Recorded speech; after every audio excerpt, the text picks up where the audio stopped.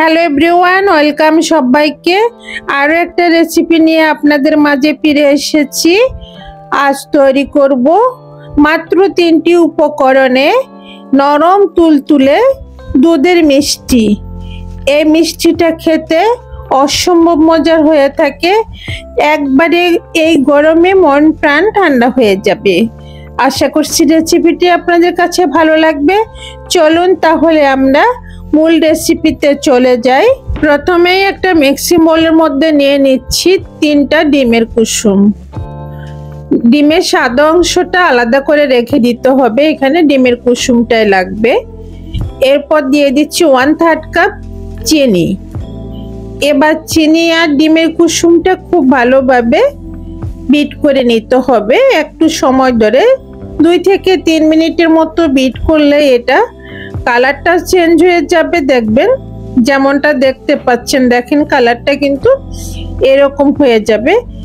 এবার দিয়ে দিব 1/3 কাপ কর্নফ্লাওয়ার আর দিব 1/3 কাপ গুঁড়ো দুধ।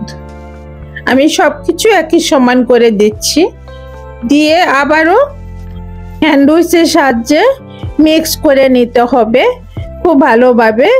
আমি এখানে হ্যান্ড উইচ দিয়ে মিক্স করছি, আপনারা চাইলে হাতের সাহায্যে এটা মিক্স করতে পারবেন। মিক্স করা হয়ে গেলে এর মধ্যে দিয়ে দিব 3 কাপ লিকুইড দুধ। আমি এখানে 3 কাপ লিকুইড দুধ দিয়েছি। দুধটাকে আগে জাল করে ঠান্ডা করে নিয়েছি। এখানে ডিম আছে, গরম দুধ দিলে ডিম কিন্তু কুক হয়ে যাবে, সেদিকে খেয়াল রাখবেন। আর দিয়ে দিচ্ছি 2-3 ফোঁটা ভ্যানিলা এসেন্স ফ্লেভারের জন্য। আপনাদের কাছে যদি ভ্যানিলা এসেন্স না থাকে তাহলে কিন্তু এলাচের গুঁড়োটাও দিতে পারেন। 2টো এলাচকে থেতো করে গুঁড়ো করে নেবেন, তারপর দিবেন। এতো কিন্তু সুন্দর ফ্লেভার আসে। মিক্স করা আমার হয়ে গেছে। এবার নিয়ে যাচ্ছি এগুলো রান্না করতে। আমি এখানে প্যান বসিয়ে দিয়েছি, প্যানের মধ্যে ঢেলেও দিয়েছি। এবার চুলার জালটা কিন্তু লো টু মিডিয়ামে রেখে অনবরত নেড়ে ছেড়ে এটা রান্না করে নিতে হবে। 5 থেকে 6 মিনিটের মতো আমি জাল করে নিচ্ছি। দেখেন এরকম ঘন যখন হয়ে যাবে তখন বুঝতে হবে এটা হয়ে গেছে। দেখেন ঘনত্বটা অনেক ঘন হয়ে গেছে। আর একটু ঘন হলে আমি নামিয়ে নেব। আবার একবারে ঘন করতে যাবেন না, তাহলে কিন্তু চাকা ধরে যাবে। এবার হয়ে গেছে কিন্তু। এবার আমি যে পাত্রে সেট করব সে পাত্রে ঢেলে নিচ্ছি। দেখেন এই তো হয়ে গেছে। এরকম ঘনত্ব থাকতে নামিয়ে নেবেন, তাহলে খুব সুন্দরভাবে বসে যাবে।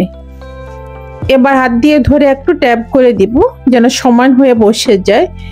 ঠান্ডা হওয়া পর্যন্ত অপেক্ষা করেছি। এবার ঠান্ডা হওয়ার পর ফ্রিজে নরমালে 10 মিনিটের জন্য রেখে দিব। 10 মিনিট পর আমি বের করে নিয়েছি। দেখেন খুব সুন্দরভাবে বসে গেছে, একদম হাতের মধ্যে লাগতেছে না। এবার একটা নাইফ দিয়ে চারদিকটা ছাড়িয়ে নিব। তারপর বোর্ডটা উপরে দিয়ে উল্টিয়ে দিব। এভাবে উল্টিয়ে নিব, উপরে বোর্ডটা বসিয়ে তারপর এভাবে উল্টিয়ে নিব। তারপর এভাবে নাইফ দিয়ে আমি আগে লম্বা করে কেটে নিয়েছি, তারপর এভাবে স্কোয়ার করে কেটে নিচ্ছি। এখন এবার মিষ্টিগুলোকে আরো সুস্বাদু করার জন্য এখানে আমি কিছুটা পরিমাণ গুঁড়ো দুধ নিয়েছি। গুঁড়ো দুধের মধ্যে এভাবে মিষ্টির গায়ে লাগিয়ে নিব। চাইলে আপনারা গুঁড়ো দুধের পরিবর্তে কিন্তু নারকেল গুঁড়ো দিতে পারেন। তা আমি গুঁড়ো দুধ দিয়ে করেছি, এতে করে মিষ্টিগুলো আরো বেশি খেতে ভালো লাগবে। এভাবে একটা একটা করে মিষ্টিগুলোকে গুঁড়ো দুধ লাগিয়ে নেব, মিষ্টির গায়ে গুঁড়ো দুধ লাগিয়ে নেব। আমি সবগুলো মিষ্টির গায়ে গুঁড়ো দুধ লাগিয়ে একটা সার্ভিং ডিশে তুলে নিয়েছি। মিষ্টিগুলো এত বেশি তুলতুলে হয়েছে, নরম, একবারে মুখে দিলেই মিলিয়ে যাবে। এই তো তৈরি হয়ে গেল দুধের তুলা মিষ্টি। আশা করছি আপনাদের সবার কাছে ভালো লাগবে।